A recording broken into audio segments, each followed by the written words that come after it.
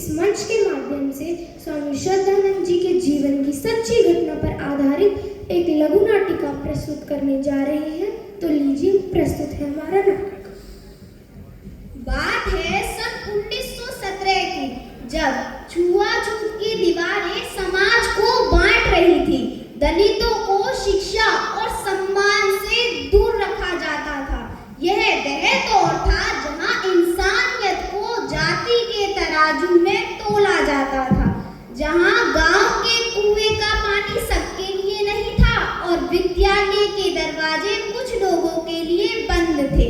सैकड़ों वर्षों से समाज के एक हिस्से को अछूत कहकर हर अधिकार से वंचित रखा गया था।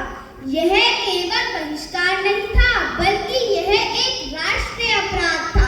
परंतु यह कैसी विडंबना थी कि जिस देश ने दुनिया को वेद और उपनिषद दिए, उसी देश में बालक को अक्षर छूने के लिए भी संघर्ष करना पड़ रहा था। इसी अंधकार में एक युवक ज्ञान की लौ तलाश रहा था।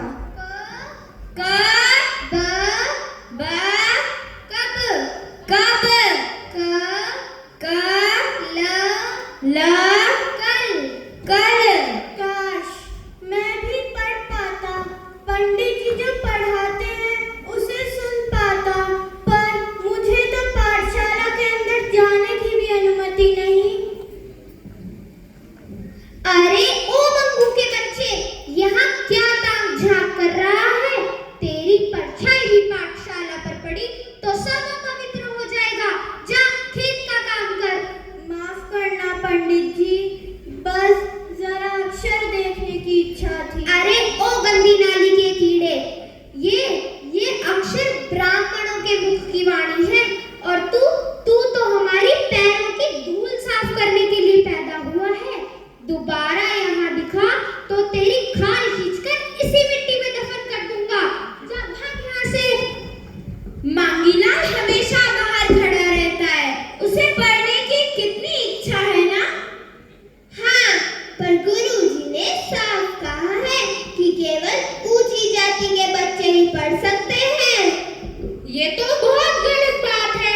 ज्ञान तो सभी को मिलना चाहिए। जब हम बाहर खेलते हैं तो साथ ही तो खेलते हैं। चुप, ऐसी बातें जोर से मत बोलो, किसी ने सुन लिया तो। क्या गलती थी मेरी? मैं तो बस अक्षर देखना चाहता था। अरे तुम यहाँ भी आ गए? तुम अछूत हो और तुमने इस मिट्टी को भी अपवित्र कर दिया। ले, अब इस आंसू से इस मिट्टी को धो। क्या गलती थी मेरी? मैं आप लोगों से पूछता हूँ कि क्या दोष है मेरा? क्या यही कि मैं एक अछूत हूँ? क्या मेरी पहचान सिर्फ अपमान और संघर्ष है, स्वाभिमान नहीं? बेटा, क्या हुआ? माँ, मैं बस अक्षर देखना चाहता था, पर गुरुजी ने मुझे धक्का मारकर बाहर निकाल दिया। अब आप ही बताओ, क्या गलती थी मेरी? बेटा, मैंने कहा था ना, हमारी किस्मत में तो सिर्फ मिट्टी खोदना लिखा है। क्यों करते हो जिद पढ़ने की? ये अक्षर केवल हमें दुख देंगे और बार-बार अपमान सहना पड़ेगा, क्योंकि इन्हें पढ़ने के बाद भी हमें इनका सम्मान नहीं मिलेगा। नहीं माँ, ये तो अन्याय है। स्वामी दयानंद जी का नाम सुना है ना? कहते हैं वेद सबके लिए है। क्या हम इंसान नहीं? बेटा, इंसान तो है, पर इस गांव के लिए केवल एक काली छाया। अगर तुम पढ़ने की जिद छोड़ दो तो शायद ये अपमान वहीं रुक जाएगा। जबान नीचे रख शामा, भूल गई क्या किसके खेत की रोटियां तोड़ती है? ये औलाद तेरी पढ़ेगी। इसकी किस्मत में भी वही मैल और मिट्टी लिखी है जो तू सदियों से धोती आ रही है। और अगर ज्यादा पर निकल आए हैं तो हमें काटने भी आते हैं। ये इसे पढ़ा लिखा कर कहाँ कौन सा राष्ट्रपति बनाएगी? हमारी बराबरी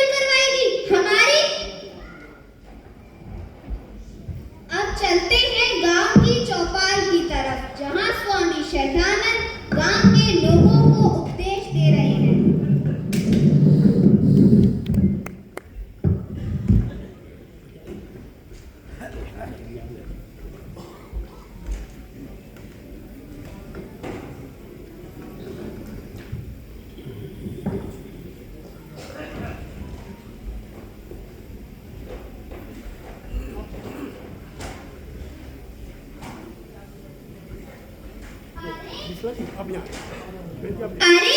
तुम यहाँ भी आ गए। तुम अछूत हो। तुम्हारे यहाँ रहने से हम सब अछूत हो जाएंगे। चल भागो यहाँ से।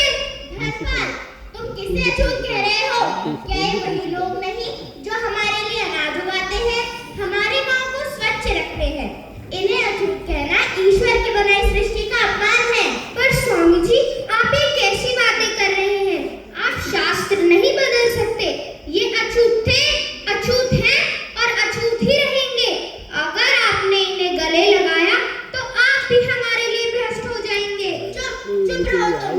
हमारे शास्त्रों में कहीं नहीं लिखा कि हम मानव को पढ़ने से रोकें, ज्ञान से दूर रखें। वेद कहते हैं सबका सम्मान करो, दूसरों की उन्नति में अपनी उन्नति समझो। बल्कि मेरा मानना है ये अछूत नहीं, ये तो मेरे अपने हैं जिन्हें समाज ने बलपूर्वक पीछे धकेल दिया है। वाह स्वामी जी, कितने निडर हैं। हाँ, स्वामी जी ने तो गुरु जी को भी चुप करा दिया। अरे बेटा इधर आओ। पर स्वामी जी, तुम्हारा नाम क्या है? जी, मांगी लाल। क्या तुम पढ़ना चाहते हो? हाँ स्वामी जी, बहुत। स्वामी जी गहन विचार करते हुए कि मांगीलाल जैसे बच्चों के लिए क्या किया जाए। तुम डरो मत मेरे बच्चे, अब तुम्हारे लिए भी इस समाज में कुछ नया होगा। तो सुनो, मैं आज यहीं इस चौपाल पर मांगीलाल और इसके जैसे सभी बच्चों के लिए एक नया विद्यालय खोलने की घोषणा करता हूँ, जिस विद्यालय का नाम होगा दलितोद्धार विद्यालय, जहाँ पर सभी जातियों के बच्चे एक साथ एक छत के नीचे मिलकर पढ़ेंगे। जाति नहीं, ज्ञान ही हमारा धर्म है। अरे वाह, अब तो मांगीलाल भी हमारे साथ पढ़ पाएगा। जब छुआछूत की बेड़ियों ने था भारत को जकड़ा हुआ, इंसान ही इंसान से नफरत में था अकड़ा हुआ। इस घोर तिमिर के आंगन में एक ओजस्वी सूर्य उगा। श्रद्धानंद के संकल्पों से मानवता का भाग्य जगा, मानवता का भाग्य जगा।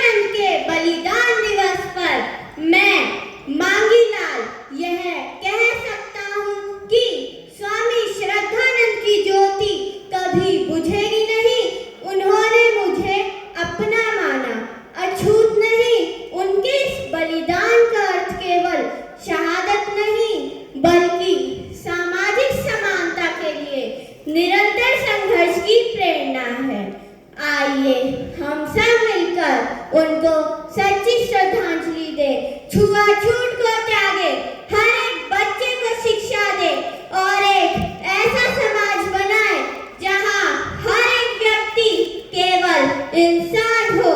यही